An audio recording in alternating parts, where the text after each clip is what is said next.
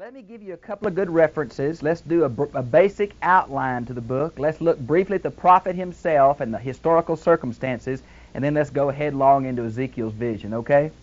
Now, there are three basic commentaries that I think are good that are out on Ezekiel. The first one is Ezekiel by John Taylor. It's put out by InterVarsity Press.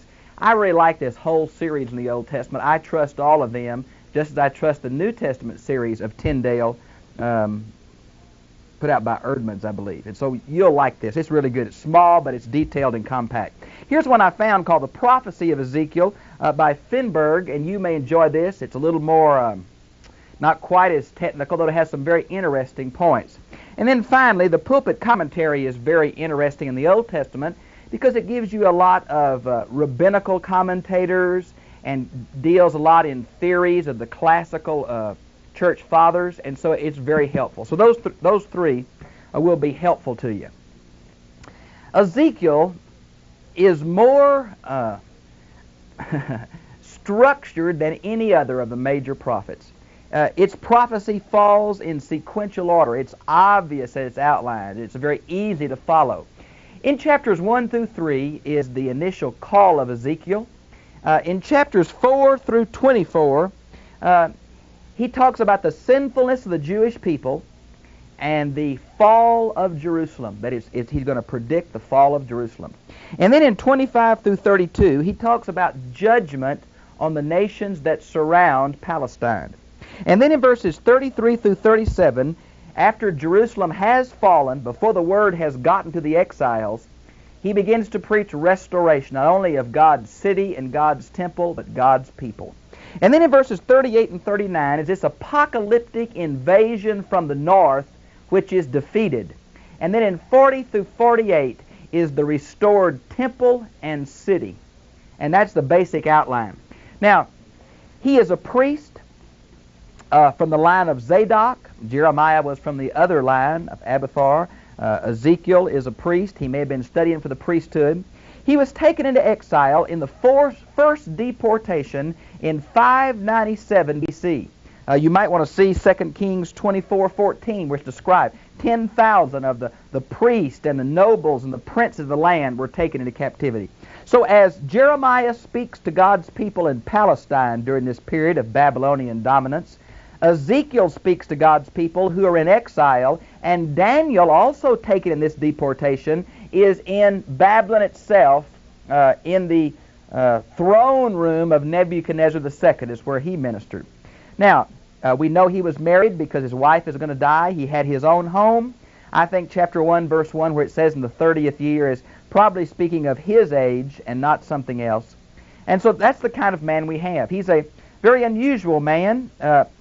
Whether it's because God told him to do some of these strange things or because he already had this natural bent, I don't know. But he's not the kind of guy you want to live next door to, I promise you that. He's just a little wild. The book of Ezekiel is a beautiful book. It scares a lot of people because it's got so much apocalyptic symbolism. But it's got a tremendous message, a message of God's sovereignty. And also, it focuses in on the new covenant of Jeremiah in the sense of individual responsibility. And we're going to see that in these opening chapters, and especially in chapters 18 and 33. So this is the focal point of the prophet. He sees judgment, but he sees hope and restoration to a remnant, and he sees the sovereignty of God and individual responsibility. Now with that in mind, let's go, if we could, to the book itself. Notice it says, now it came about in the 30th year. I think that refers again to the age of the prophet, because verses 2 and 3 are going to lock it into the date of the exiled Davidic king. In the 5th day of the 4th month. Now there is a lot of dating in this book. Ezekiel really makes an effort to date his prophecies. Chapter 1, verses 1 and 2, chapter 8, verse 1, chapter 20, verse 1, chapter 24, verse 1, 26, 1, 29, 1, 30, verse 20, 31, 1, 32, verses 1 and 17, 33, 21, 40, verse 1, all have extensive dating, and they go in a flow. Now, the only dates that are out of sync are this little section on the judgments to the surrounding nations, but everything else is in chronological, sequential order. Notice this, I was by the river Kibar. Now, this is near the city of Dnieper, It was a man-made canal from the Euphrates River that helped fertilize part of this farming region. It's called the Great Canal in Babylonian documents, okay? You might want to see Psalms 137:1. Among the exiles, and that's where Ezekiel's ministry was, to those who had already been exiled and those who would be exiled after the fall of Jerusalem in 586 B.C. The heavens were open. This is the only place in the Old Testament this phrase is used quite often in the New Testament. Once in Matthew at Jesus' baptism, used of John on the island of Patmos. The heavens were open, and I saw visions of God. Now there's been a strange paradox in the Old Testament between those who say they saw God and those that say you can't see God and live. Let me give you the paradox if I could. In Exodus 24:10 and 11, it seems the elders saw God. In Numbers 12:8, the same assertion is made. In Isaiah 6 and Revelation 4, it seems they saw God. But other passages say you can't see God and live. Exodus 33:20 through 23, John 1:18 and John 6:46, 1 Timothy 6:16 and 1 John 4:12. Well, I think what it's saying is that these men saw something of a human form, maybe the pre-incarnate Jesus. Maybe they just were expecting God to be in human form and they saw it that way. I'm not sure. But they saw something that was so bright and dazzling. They never look at the person's face. They look at his feet, or they look at the throne that he's on. And so it's kind of like they could see God, kind of, but never looked intently or gazed upon him. There seems to be the distinction here. Now it says, everything in Ezekiel, by the way, is first person except verses 2 and 3 of chapter 1. This seems to be an editorial insertion to explain verse 1. Now, the Jewish rabbis say that the book of Ezekiel was written by Ezra and the men of the great synagogue. And what they mean by that is that he edited it. Now, I think Ezra fits probably a more central role in our Old Testament formation than we as Christians understand. The Jews have always had a tradition that Ezra is the one that edited the Old Testament in its current form. Now, notice verse 2, what it says. On the 5th of the month of the 5th year of King Jehoiakim's exile. Now, the date of this is about 592, 593. That's the date. So, he's 30 years old, and that's the date. He's about 25 years old now, if you compare the dates of verse 1 and 2. He's about 25 when he was taken into captivity. He's 30 now. You might want to see 2 Kings 24:14, where this is described, okay? The word of the Lord came expressly to Ezekiel the priest, son of Buzi. Now, he was a priest of the line of Zadok. He probably had been trained in the priesthood. He probably never was able to minister there. This 30 years old is interesting. It's used in several passages in the Old Testament for the age when a priest began to minister in the temple. It's quite possible that Ezekiel had trained for the priesthood, and the captivity thwarted that. And he sees this as his beginning of ministry in a real sense. Now, some places where this 30-year-old is used for the beginning of the priest is Numbers 4, verses 23, 30, 39, 43, and 47. Okay? In the land of the Chaldeans. Now, here it means the Babylonians, the Neo-Babylonians. The word Chaldean can mean a language group. It can mean a racial group, or it can mean a group of wise men. And Daniel's called a Chaldean. So it depends on what part of the scripture it's in, to which one of those three it may mean. By the river Kibar, and there the hand of the Lord came upon me. Well, this is an anthropomorphic phrase, for God does not have a body. God is spirit. Sometimes the angel of the Lord, which I believe is probably the pre-incarnate Christ, appears in human form, whether it be the angels that appeared to Abraham, or he saw God on the throne. That must be the Son, for that's the only part of the Trinity that has an incarnate body. I think this is a word that speaks of God's power and inspiration and equipment and presence on someone. It's used throughout the book of Ezekiel. There are many phrases that Ezekiel uses over and over and over and over and over and over and over and over again. It seems very repetitive to us, but in its day it was very important as far as memorizing it and getting the message across. It's a perfectly literary technique of its day. It seems very repetitive to us. And as I looked, behold, a storm was coming from the north. Now, of course, God is often identified with a storm. It seems to be that the storm was what it looked like when God came down on Mount Sinai. Now, throughout this chapter, it says it looked like. Ezekiel is trying in human language to capture that which is above human language. So he says it looked like a storm, a thunderstorm, a lot of lightning, dark clouds coming from the north. The north is always the symbol of judgment. You might want to see Let's see here. Jeremiah 1, 13 and 14. It becomes a symbol of judgment or problems or pain. Now, from the north, coming into Palestine, that was the only way to enter Palestine from that direction because of the desert. And that's where the idea came from. It was the way the invading armies always came, except for Egypt, of course, which came to the south. Great cloud flashing forth continually as brilliant light around it. In the midst, something like glowing metal. Now, King James has amber, and Revised Standard has bronze. But really, it's something like a gleaming metal.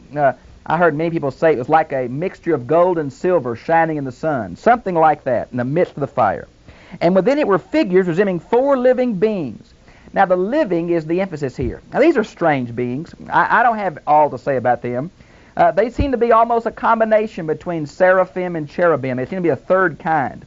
They're described differently. The cherubim in Exodus 25:20 has only one face, and it faces the center of the mercy seat. But these seem like cherubs because they're almost the same as the 4 living creatures of Revelation 4. And if they're going to have 4 faces, the number of wings vary some. It's a pretty wild deal. Some people say it symbolizes the major groups of God different order of creation, man and beast and domestic beast and birds, but I'm not sure of all that. It's just a pretty wild deal. It shows the presence of God and his ministers. Now, and their appearance had human form. They had 4 faces. Now in Revelation 4:7, there are 4 of them, each with a different face, just like every one of them had 4 faces. And apparently they're on 4 corners of a chariot kind of thing, and in any direction you could see each one of the faces. Because of the way it was turned. So they were all the same, but because you looked at them a different way, you could see 4 different ones. And their legs were straight, and their feet were like a calf's hooves, and they gleamed like burnished bronze. That's used twice in the letters to the churches in Revelation to describe something that John saw. And under their wings, their 4 sides were human hands, able to manipulate, move. And their faces and wings were 4 of them, okay? Now, quite often, these have tried to be described. Notice down in verse 10 it says that one of a lion and one of an ox and one of a man and one of an eagle. Well, the early church fathers took this as a representation of the different gospels. They would say Matthew's the lion, Mark is the ox, Luke is the man, and John's the eagle. But I don't know where they get that from. We just don't know what this is, to tell you the truth. It's just a great vision of the holiness of God. It's repeated in chapter 10 and described more. Let's see.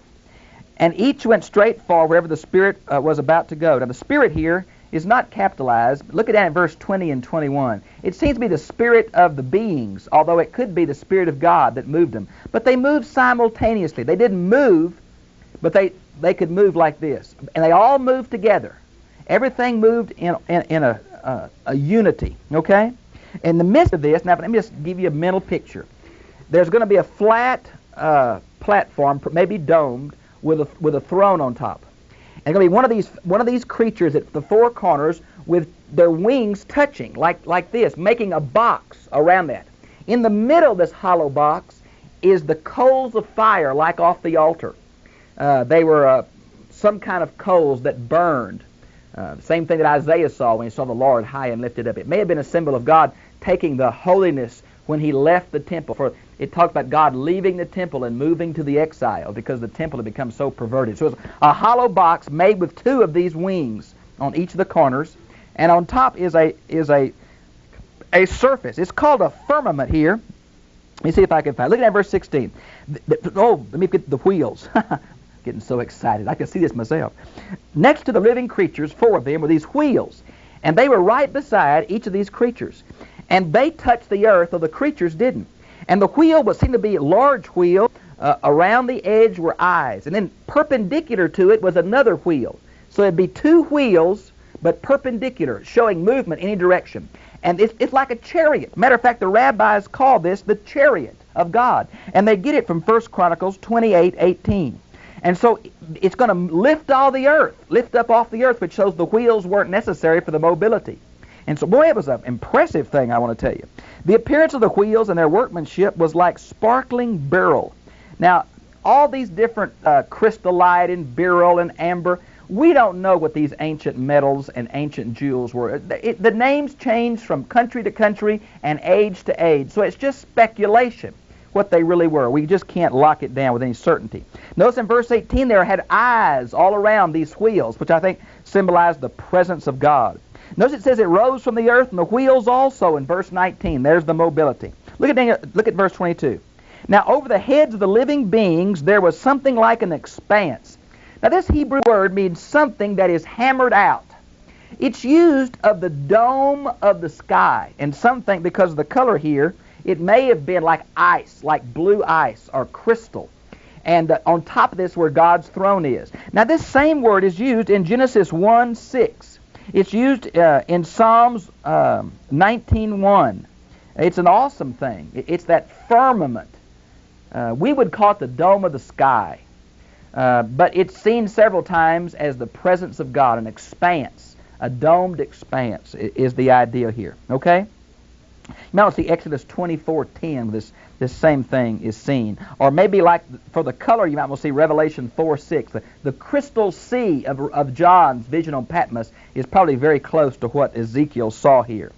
And he heard a voice of their wings, like the sound of the abundant waters as they went, like the voice of the Almighty. This is the patriarchal name for God, El Shaddai. God is not known by Yahweh until revealed to Moses in Exodus 3:14. And so he was called El, which is the general name for God, El Shaddai, God Almighty, and only later Yahweh. Now the word Jehovah is a made-up word. It comes from taking the vowels from Adonai, or Lord, and inserting them in the consonants for Yahweh. The Jews were afraid to pronounce the covenant name for God, and the Germans were the first to do word studies. They had no Y. All the J's in your Bible are Y's. Jerusalem, Yeshua, Yahweh. But the Germans put a J there. Jerusalem, Jehovah. I think if we call God Jehovah, he says, huh, who? Now, notice it, let's see. Let me read the last part of this. Now, above the expanse that was over their heads, there was something resembling a throne. Now, the rabbis call this the throne chariot of God. Now, I hope you catch it in your mind. It moved out of the thunderstorm, the symbol of the presence of God, lightning, holiness, these angelic creatures like the seraphim of Isaiah, or the cherubim on the Ark of the Covenant, or the four living beasts in the book of the Revelation, chapter 4, symbolize the presence and holiness of God. And here is the holiness of God that's up in the heavens, but he's come to earth. Now, the ideal of a chariot was probably what they expected him to see because of the chariots of their day. I don't know if we'd expect God in a Rolls Royce today or what. I think some of these metaphors are culturally conditioned and not universally true. I think God accommodated himself to what they expected in their day. For he surely couldn't appear in a Learjet to Ezekiel. He wouldn't know how to describe that. So I think that some of this is cultural, but the reality is certainly here, and that is the awesomeness and the holiness of the presence of God, who is going to touch Ezekiel and say, friend, I want you. I want you to minister for me. I've got a message to tell these folks, and you're the one I've told to do it. You know, the call of Isaiah, and although it's not recorded in Jeremiah so much, maybe he had a tremendous vision. These are dramatic things where God picked these men out, like Moses, and showed them a tremendous vision of his glory, majesty, and power, and said, I want you. Now, poor Ezekiel doesn't have a chance to gripe. God says, it's you, friend. I think he would have if he had a chance. He just didn't. Thrown like lapis lazuli. Now, here again is a stone. The name's very popular. We're not sure exactly what it is. It seems to mean a lot of people put sapphire here. The blueness, the crystalness of it as a symbol of the sky, and it's become a symbol of purity. We just don't know. On that which resembled a throne, high up was a figure in the appearance of a man. But this appearance of a man is not unusual. Daniel's going to see the Ancient of Days as the appearance of a human form. The angel that talked with Lot, with Abraham concerning Lot, had human form. I really think we're talking about the angel of the Lord, which I think is the pre-incarnate Christ. This is not saying that the image of God in men is man's human form. I think Mormonism has gone far beyond biblical guidelines in asserting the physicalness of God. God is spirit, and the only part of the Trinity that has a corporal existence is Jesus. And we need to remember that, or be careful of these anthropomorphic phrases, taking them too literally. Then I noticed from the appearance of his loins and upward something like glowing metal. Ezekiel was afraid to look at his face, as Isaiah was afraid to look at the face of the man on the throne. He saw the throne. He saw his feet. He saw the smoke fill the temple. That was all. Now, glowing metal. There's that same word again. We would think shining, glittering metal. It looked like fire all around it. And from the appearance of his loins and downward I saw something like fire. And there was a radiance around him as the appearance of a rainbow. Well, the rainbow was a symbol to them as well as to us of the promise not to destroy the earth again by flood back in Noah's day. And so it is a symbol of the mercy and grace of God. We're going to see it in Revelation 4:3. It's totally surrounded the throne. Now, the book of the Revelation, which has been so controversial, pulls symbols that never quotes. Isn't it funny the book of Ezekiel is never quoted in the Old Testament or in the New Testament one time, although the book of the Revelation pulls a lot of its imagery from the book of Ezekiel, the book of Daniel, and the book of Zechariah. Those are the three main sources of the imagery of the book of the Revelation. And when you read through here, it's obvious that John is going back to this over and over again, the rainbow, the crystal sea, and all of that kind of thing as he saw God. A rainbow in the clouds on a rainy day. So it was the appearance of the surrounding radiance. Such was the appearance of the likeness of the glory of the Lord. Now, all the way through here, if you'll go back and underline the word likeness, you'll amaze. I think it's 9 times it's used in the first chapter. Why that? Well, Ezekiel can't give in detail what he had never seen before. There weren't words to convey. How do you talk about the glory of God? How do you talk about the crystal sea? How do you talk about creatures who are so wild that you've never seen like it? Some say, well, these are just creatures that he had seen in Assyrian and Babylonian art. They're different from anything there. I agree, winged animals are part of the decorum of the Babylonian and Assyrian temples. I agree with that, but nothing like the human hands and the human form. Nothing like the 4 different faces. So there's real uniqueness, and I don't think we can just say Ezekiel was dreaming here and he just saw Babylonian art. I don't think that's true at all. The likeness of the glory of the Lord. Now, the glory of the Lord, when the rabbis want to talk about the glory of the Lord, they usually think about the Shekinah cloud of glory. For in the midst of it is the fire, and yet it's hidden. And there's this twin paradox. And it's true in our lives as well as in God's physical presence. God is holy, and sinful man cannot contact the holy without great danger to himself. But God still comes to us. But when he comes to us, he covers that glory, be it with a cloud or whatever, so that we can know him and be with him and yet not be afraid of being overcome. So that's the idea here, I think. The glory of the Lord. And I saw it, and I fell on my face, and I heard a voice speaking. Well, now, falling on your face is a position of reverence and awe and respect. I'm surprised Ezekiel lasted as long as he did standing up with this kind of might. Apparently Ezekiel was by himself. Now this vision is going to be somewhat referred to over and over and over again throughout the book. He's going to continue to say, this is something really wild that set my stage. Now, I want to mention to you that what we have here is the call of Ezekiel and the pattern in next few verses of what Ezekiel is going to do throughout the book. Ezekiel seems to be a combination of dramatic action and spoken prophecy. And it's going to be some pretty bizarre stuff. But God seems to tell him at every stage what he wants him to do. He's going to be quiet at periods and do symbolic action. He's going to speak at other periods, and it's just going to have to be something that God reveals moment by moment. This vision, I wish I knew what it was about. I read a lot of commentaries on it. Nobody can explain this. Nobody knows what it is. It's a sui generis kind of thing. There's nothing to relate it to except maybe the call of Isaiah or John's deal on Patmos. It's just beyond human vocabulary. And we have to be satisfied with the main thrust, and that is the holy God came to Ezekiel because even though the people had sinned, he still loved them. And though they were in exile because of their idolatry, God wanted them to know, first of all, how serious their sin was, and that what he was going to do to punish their sin, and then that he hadn't forgot them, that the covenant was still intact, even though the temple was destroyed. He's going to restore the temple. His presence is with them. He still cares for them. He's still going to provide for their needs, even amidst their rebellion. And the symbol of that is he chooses one of them and calls him out to be his spokesman. Now, that's a tremendous word. And I think the awesomeness of what God is like says something of His transcendence. And yet the fact that this awesomeness was by the river Kibar in exile was extremely significant to these Jews. They felt like God lived at the temple, that the Ark of the Covenant was the feet of His footstool rested there. Well, here He is in His mobile chariot, and He's come all the way to Babylon to say, I haven't left you, friend. I'm with you. I care about you. Sin is significant. It will destroy you. It'll rob our fellowship. But I'm here with you, and I love you, and I'm going to provide for you. And so here we have the idea of God not being a local deity attached to some geographical location. Well, that was tremendously important to see. This chapter, I think, I just wish I could understand more about it. I wish I could get in my mind a picture of it.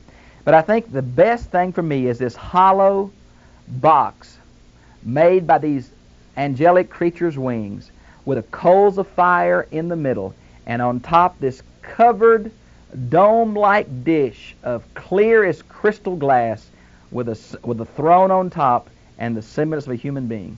Now, that's about as far as I can go. I hope you'll read all that you have on this. I think it says some beautiful things to us. I've really enjoyed being with you, and I'll see you again, same time, same place, next week. God bless you.